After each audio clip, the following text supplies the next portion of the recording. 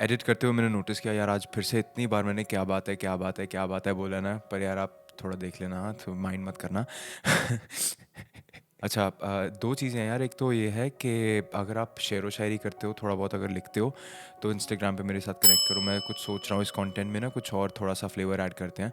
तो एक तो उसके लिए, और दूसरा ये है कि अगर आप खाने के साथ रिलेटेड कुछ भी करते हो, अगर आप कमर्शियली कुछ करते हो खाने से रिलेटेड या कुछ भी एनीथिंग रिलेटेड टू फूड, तो इंस्टाग्राम पे डीएम कर दो, let's connect and let's make something. आप इस वीडियो को अच्छे से एंजॉय करो, पर इसमें जो एक मैसेज है ना, जो एक संदेश है, वो मेरे हिसाब से ज़िंदा रहना चाहिए। I think the message should stay alive.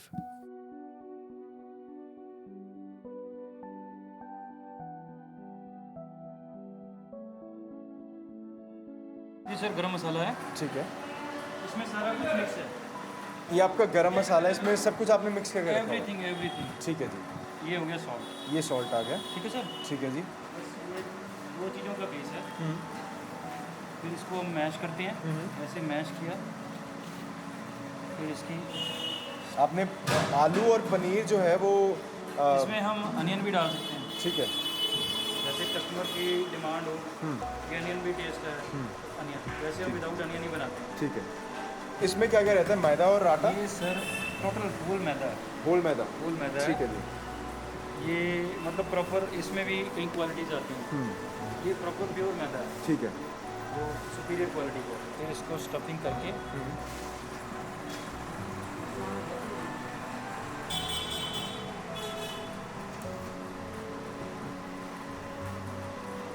फिर इसको ऐसे किया।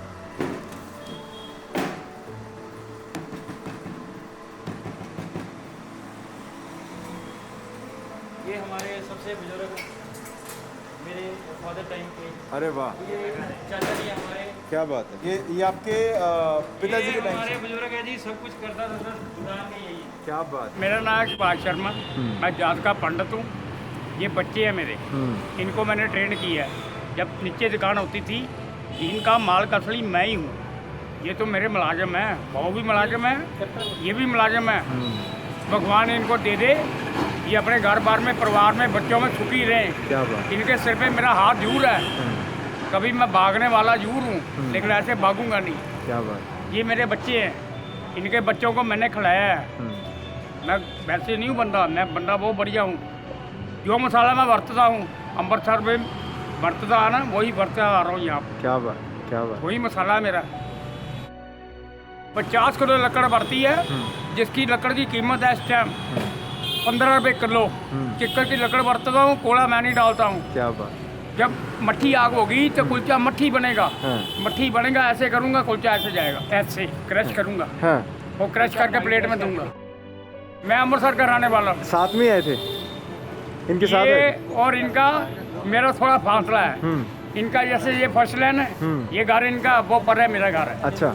यही दुकान से मैंने मकान और दुकान सबको बनवाया है। क्या बात। बैंक को किस्त जाती है, हमें कोई दुख नहीं है। क्या बात है। हम इसको हाथ जोड़ के फिर बच्चा सुन के चला रहे हैं। क्या बात। ये बच्चा बना के चला रहा हूँ। ये मेरे आप बच्चे आए हैं। 2000 में आए थे, साथ साथ आए थे? नहीं आया, थोड़ी लेट आया हूँ थोड़ा सा। ठीक है। इनके फादर साहब, मेरे उस टाइम में 10 रुपये कुलचे का रेट था अमृतसर के अंदर।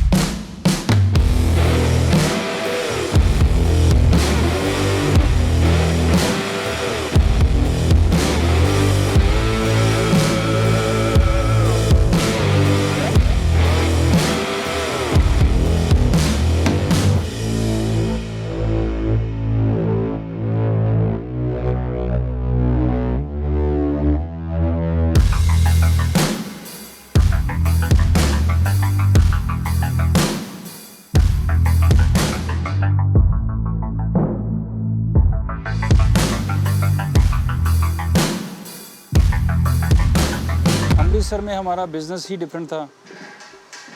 वो जम्मू कश्मीर का बिज़नेस था, ग्रीन टी से डील करता था। हमारी जो मेन ग्रीन टी की मार्केट है वो कटरा आलूवालिया में है, और वो एक तरह से पहले कटरा आलूवालिया आता है, उसके बाद ही गोल्डन टेम्पल है, साथ ही है, बिल्कुल एडजॉइनिंग है। ग्रीन टी का बिज़नेस मेरे फादर का, मतलब उनको तो 40 इयर्स हो गए थे उस बिज़नेस में। सारी वेस्ट बंगाल से आती है। अमृतसर में उसके फैक्ट्री यूनिट्स हैं, तो वहाँ पे उसकी ना ग्रेडिंग होती है।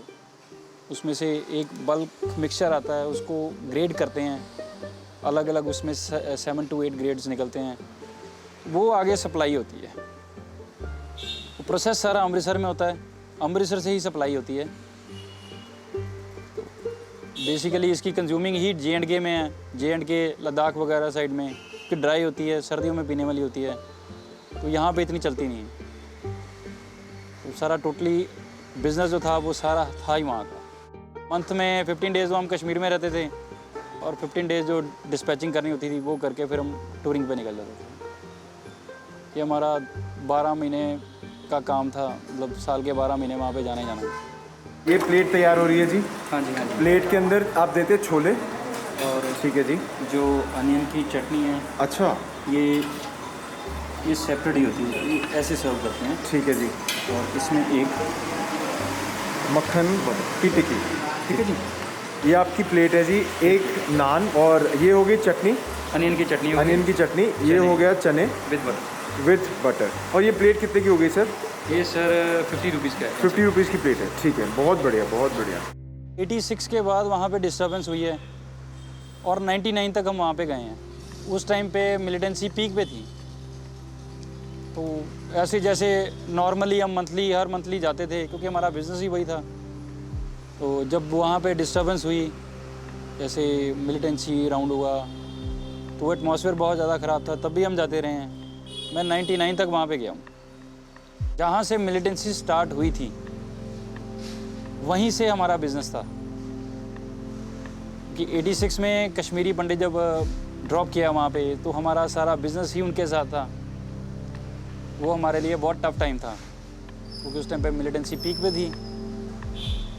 देन फिर दोबारा इस्टेब्लिश किया, उसको 10 साल लगे, पर एटमॉस्फेयर और ज़्यादा ख़राब हो गया।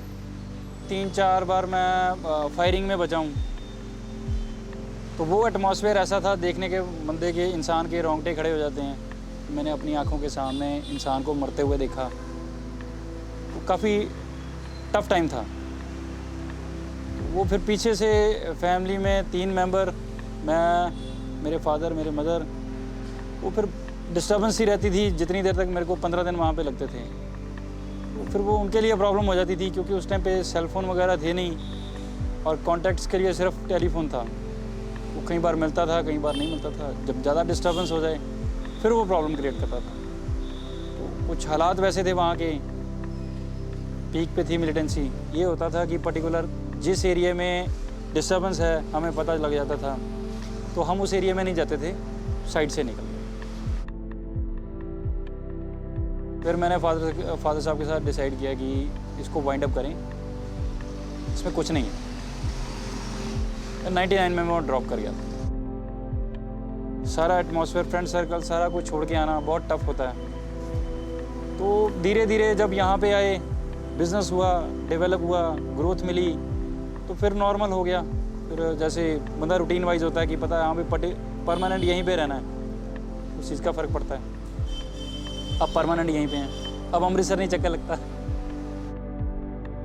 स्टार्टिंग में जब फादर साहब ने शुरू किया था तब मेरे को इतना इंटरेस्ट नहीं था क्योंकि यंग एज थी, घूमने फिरने का शौक़ था, तो उस टाइम पे इतना मतलब करते नहीं थे।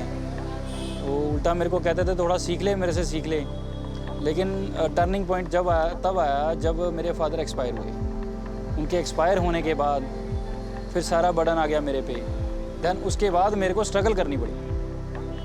वो 10 साल मैंने स्ट्रगल किए हैं। उनके जाने के बाद 10 साल स्ट्रगल किए हैं। 17-18 साल मेरे मदर ने मेरे साथ हेल्प की है। वो शॉप पे आके बैठते थे, बाकी मैं सारा मैनेज करता था। हमारे यहाँ पे के जो वर्कर काम करते थे, मैंने सारा कुछ उनके ऊपर छोड़ा हुआ था। मेरे को नॉलेज नहीं थी, लेकिन जब मेरे को लॉस होना शुरू हुआ, वो लॉस ही मेरे को अकल सिखा के गया। मैंने 10 साल किचन में लगाए, सारा कुछ अपने आप करता था, खुद करता था। पैकिंग करता था, डिस्पैचिंग करता था, कस्टमर डील करता था, सारा कुछ मैं खुद करता था। तो वो धीरे धीरे ग्रो होता गया, समझ लगती गई। अब प्रॉपर पूरा अपनी कंसेप्ट की नॉलेज है। जब मेरे फादर होते थे तब हम यंगस्टर थे, परवाह नहीं करनी किसी चीज़ की, जो चीज़ उनको कहनी उन्होंने ला के दे देनी। लेकिन उनके जाने के बाद पता लगा कि वो क्या काम करते थे, कैसे चीज़ ला के देते थे, कैसे इच्छाएं पूरी करते थे।